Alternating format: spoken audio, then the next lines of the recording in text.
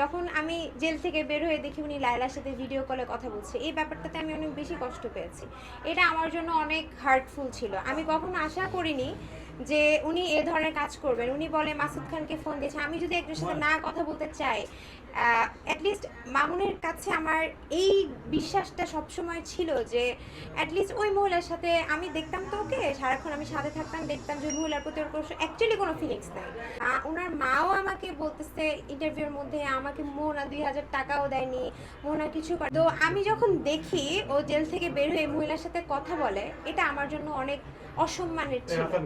হ্যাঁ, যে যেই মহিলাকে নিয়ে এত কিছু হচ্ছে, ওই মহিলাকে উনি, এটা পুরো বাংলাদেশ দেখেছে। মামুনের থেকে একটা রিক্সাওয়ালার রেসপেক্ট আমার কাছে অনেক বেশি, কারণ রিক্সাওয়ালা নিজে ইনকাম করে তার বউকে খাওয়ায়। মানে রাজার মেয়ে, তার বাপ দাদার কি আছে? তার বাপ দাদার কিছুই নাই, তার বাবার কিছুই নাই, তার কি আছে? সে কত সম্পত্তির মালিক।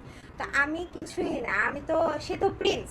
সে প্রিন্সের কি উচিত না যে আমার মতো গরিব মেয়ের টাকাগুলা ব্যাগ দিয়ে দিতে? আপনারা কি বলেন? টাকার জন্য মামলাতে যাব বলতে, এটা এখনো সিদ্ধান্ত নেইনি ভাইয়া। এটার ব্যাপারে আমি একটু সিদ্ধান্ত নিয়ে, সে তো আমাকে বললো দুদিন আগে একটা ইন্টারভিউ দেখলাম যে সে কোন জায়গার, তার নামের আগে কি জানি, প্রিন্স, রাইট ভাইয়া? আচ্ছা, অবশ্যই আমি কেন যাব না, আমি চাইতাম না, কিন্তু সে তো প্রিন্স, আমার বাপ দাদার কিছু নেই, এই জন্য আমি আসলে না, 80 লাখ না, এটা বললে মিথ্যা কথা বলা হবে। আমি 40-45, আমরা যে রূপায়ণ বাসায় থাকতাম, ওইটা সব কিছুই আমি বিয়ার করতাম। মামুনকে বিয়ের আগে আমি 15 লাখ টাকা দিয়ে গাড়ি কিনে দিয়েছি। আমি জাস্ট এটাই চিন্তা করি, একটা মানুষ এত অস্বীকার, এত মিথ্যাচার কিভাবে করতে পারে? ঠিক আছে ফাইন, তোমার যদি বলতে লজ্জা ফিল হয় তুমি বলবা না যে ঠিক আছে আমাকে কিছুই করেনি, বাট এইভাবে অস্বীকার করা, মানে first of all as a girl এটা আমার রেসপন্সিবিলিটি না যে আমি আমার শ্বশুরবাড়ির লোকজনকে বা আমার হাজব্যান্ডকে পালবো। ঠিক আছে, এটা আমার দায়িত্বের মধ্যে পড়ে না। বইয়ের সেভিংস ভেঙে, বইয়ের টাকা খেয়ে এভাবে ওপেনলি বলে না যে আমি আমার বইয়ের টাকা 1 টাকাও খাইনি।